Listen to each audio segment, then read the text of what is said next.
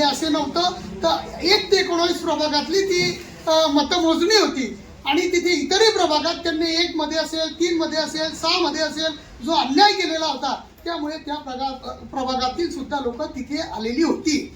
आणि हे तुम्ही जर व्हिडिओ बघितलं तर ते तुमच्या लक्षात येईल.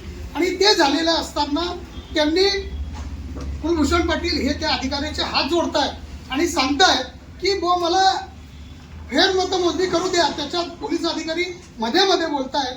वास्तविकता तिथे पोलीस अधिकाऱ्यांचा पहिल्या फेजमध्ये येण्याचा कुठलाही संबंध येत नाही. ते पोलीस अधिकारी आणि तुमचं ट्रॅकिंग फोर्स सगळा मध्ये होता. तर ही जी सगळी दडपशाही होती या सगळ्या गोष्टीचा निषेध व्हायला पाहिजे. यांना कुठेतरी लगाम लागला पाहिजे म्हणून आजची पत्रकार परिषद आहे.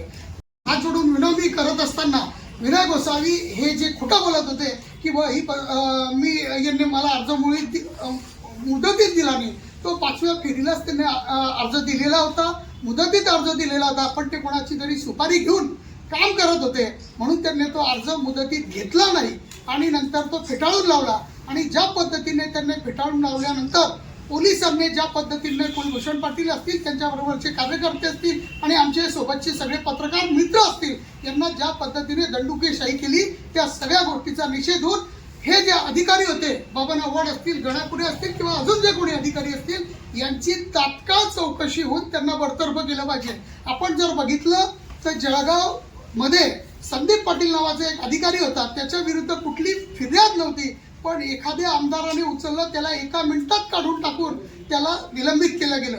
मग बबनराव आव्हाडांबद्दल विधानसभेत 4 आमदार प्रश्न विचारतात. विधानसभेतले मंत्री तिथे सांगतात की मी 8 दिवसात चौकशी करून कारवाई करेल. आता ती 17 जुलै 2025 ची घटना आहे आणि आतापर्यंत कुठली कारवाई झालेली नाही. उलटी बबन आव्हाडांना LCB सोडून MIDC दिलं गेलं, म्हणजे सगळ्याच स्क्रीम पोस्टिंग दिल्या जात आहेत.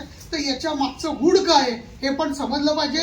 माझं असं म्हणणं आहे की SP साहेब संदीप पाटलांबद्दल वेगळी भूमिका घेतात आणि बबन आव्हाडांबद्दल वेगळी भूमिका घेतात. हे कुठे तरी संशयाला कारणीभूत आहे. तर म्हणून या गोष्टींची चौकशी झाली पाहिजे. जोपर्यंत ही चौकशी होत नाही तोपर्यंत बबन आव्हाडांना निलंबित केलं पाहिजे आणि निलंबित करून निपक्षपाती चौकशी करावी. कारण आज आपण राज्यामध्ये जी परिस्थिती पाहतोय की रामाचं नाव घेतलं जातं आणि रावणासारखी परिस्थिती, रावण राज्यासारखी परिस्थिती या राज्यात आज इथे आहे. ज्या पद्धतीने बबन आव्हाड असतील किंवा विनय गोसावी असतील यांनी जो काही प्रकार केलेला आहे, फक्त 15 मिनिटात ती फेरमोजणी झाली असती. पण ती नाकारण्याचं कारण काय? कायद्यात तरतूद आहे. मग तुम्हाला कोर्टात जा म्हणजे काय? कोर्टात गेलं की 2, 4, 5 वर्ष निघून जातात. आणि जर त्यांनी कायद्याच्या व्यतिरिक्त चौकशी मागितली असती आणि त्यांनी ती नाकारली असती तर आम्ही समजू शकत होतो. आम्हाला पराजय सुद्धा मान्य होता.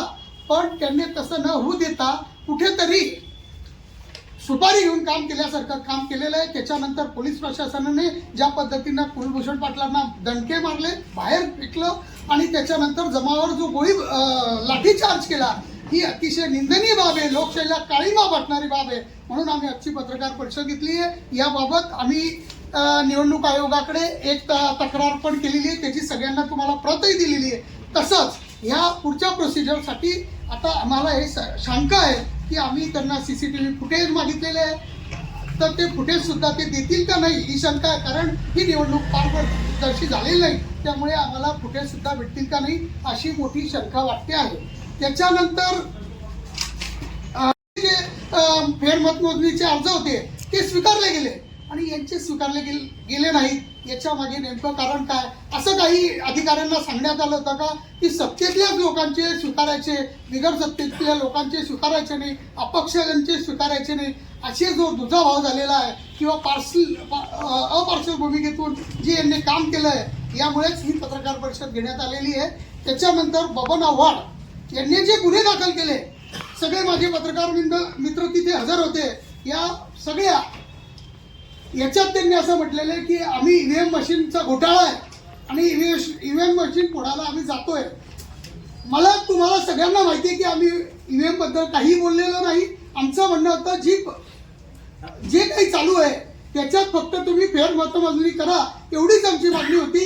ही बोगस आणि कायद्याची पायमल्ली करणारी आणि स्वतःची दंडुकेशाही दाखवणारी ही आपल्याला अधिकाराचा दुरुपयोग करून ही फिर्याद आमच्या विरुद्ध दिली गेलेली आहे. मग जर अशी फिर्याद दिली जात असेल तर लोकशाही मार्गाचा हक्क कोण आहे आणि अशा अधिकाऱ्यांना खरं तर तात्काळ निलंबित निवडणूक आयोगाने सुद्धा केलं पाहिजे जर तुम्ही पारदर्शी निवडणूक पार पाडायची असेल. कारण पुढे ही निवडणूक झाल्यानंतर जिल्हा परिषद निवडणूक आहे आणि जिल्हा परिषद निवडणुकांमध्ये विनय गोसावी सारखे बोगस अधिकारी जर तिथे राहिले तर मला वाटतं निवडणुका पारदर्शी होणार नाही. ह्या कालच्या प्रसंगामुळे पारदर्शी लोक निवडणुकीत उभं राहायला सुद्धा तयार नाही. अनेक लोकांनी सांगितलं की ह्या पद्धतीने निवडणुका होते तर आम्ही उभं राहायचं, आमची ताकद वाया घालवायची का, आम्ही हे सगळं करायचं अशी परिस्थिती दयनीय आणि लोकांमध्ये भीतीचं वातावरण झालंय. या जिल्ह्यात 40 खून झाले, ड्रग्ज वगैरे सगळं चालू असताना पोलिसांना तिकडे लक्ष द्यायला वेळ नाही आणि या पद्धतीने दडपशाही करतात. याचा निषेध करण्यासाठी पत्रकार परिषद आहे आणि माझी विनंती आहे की आपण या सगळ्या गोष्टीचे साक्षीदार आहात. आम्ही जसे जळगाव शहराचे नागरिक आहोत, तुम्ही पत्रकार म्हणून सुद्धा या जळगाव शहराचे नागरिक आहात, तर तुम्ही सुद्धा जे सत्य असेल, आम्ही कधीच म्हणणार नाही की खोटं तुम्ही काहीतरी सांगा, पण सत्य एसपींना सुद्धा सांगितलं पाहिजे की लाठीचार्ज पहिले झाला की नंतर काही जे काही 2-4 गोष्टी घडल्या असतील त्या पहिले घडल्यात. जर पोलिस दंडुकेशाही करत असतील आणि विनाकारण लोकांना मारहाण करत असतील तर ते अधिकारी तात्काळ निलंबित केले गेले पाहिजेत. असं कुठेही होताना दिसत नाहीये. तर या गोष्टीला विनय गोसावी आणि आव्हाड आणि गणापुरे हे जबाबदार आहेत. त्यांच्यावर काय कारवाई करेल हे तात्काळ या अधिकाऱ्यांनी आणि निवडणूक आयोगाने जाहीर केलं पाहिजे अशी आमची विनंती. बातमी पत्र में कि है ना आमदार वहाँ पर थे, तो आमदार है ना एक पक्ष के जो है सत्ताधारी पक्ष के आमदार वहाँ पे क्या कर रहे थे. पहला प्रश्न तो मेरा ये है. एक उम्मीदवार को है ना विजयी घोषित करने के बाद में 15 मिनट बाद में ना उसको है ना बोल के 15 मिनट वहाँ पे आमदार आते हैं, न्यूज़पेपर में आया, और आमदार आने के बाद में निकाल बदलता है. तो प्रशासन है ना जो सत्ताधारियों के हैं दबाव में काम कर रहा था क्या वहाँ पे. प्रशासन है ना वहाँ पे सत्ताधारियों के सुन के काम कर रहा था. और विनय गोसावी के बारे में बोलना है कि विनय गोसावी एक नंबर का झूठा अधिकारी है. इसका अनुभव मैंने लिया हुआ है. एक प्रकरण में मुझे 11:30 बजे बुलाया गया, लेखी पत्र था, और बाद में उन्होंने पत्र लिखा कि तुमको 11 बजे बुलाया गया था म्हणजे, और ना उसकी मैंने ना पुलिस में उस समय तकरार भी की है, मेरे पास तकरार भी है. तो विनय गोसावी एक नंबर का झूठा अधिकारी है. वो कभी भी झूठे सत्ताधारियों के चाटने के लिए बैठा हुआ है क्या, ये बिल्कुल प्रश्न है मेरा कि सत्ताधारियों के लिए ये है. और दूसरा है ना भ्रष्ट अधिकारी है एकदम, ये मेरा बोलना है उनको. और मैंने ऐसी तकरारें भी की हुई है भ्रष्टाचार की, उसकी तकरारें भी की हुई है. और दूसरा है ना एक उम्मीदवार का ऐसा आया हुआ है कि है ना उसको खुद का 0 मत मिला हुआ है.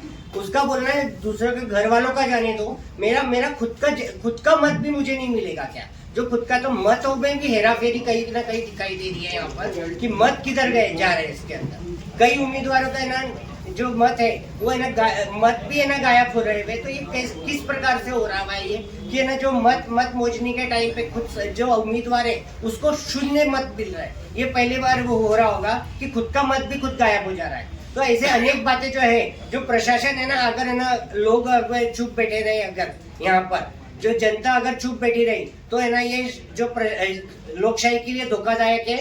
और है ना एक प्रकार ऐसा आएगा कि है ना आगे जाके एक लोगों का ऐसा बोलना है, हमारा ऐसा सोचना है अभी ऐसा कि आगे जाके बीजेपी सिर्फ टेंडर पद्धति से निकालेगी. ये इधर टेंडर इधर उधर भर दो और है ना हो गया निकाल, म्हणजे ना प्रशासन बोल देगा कि ये निकाल हो गया हुआ है. इस प्रकार से भी हो सकता है. तो हमें इसके विरुद्ध में हुकुमशाही